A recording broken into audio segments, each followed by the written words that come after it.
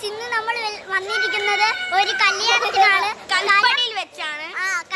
കൽപ്പടിയിൽ വെച്ചാണ്. നമുക്ക് കുറച്ച് കൂട്ടുകാരെ പരിചയപ്പെടാം. ഇതാണ് എന്റെ അനിയൻ വിജിനു. പിന്നെ ഇതാണ് എന്റെ അനിയൻ ധ്യാനു. യൂട്യൂബിലാണ് താല്പര്യമൊക്കെ. പിന്നെ പാറക്കുട്ടി കണ്ടില്ലേ?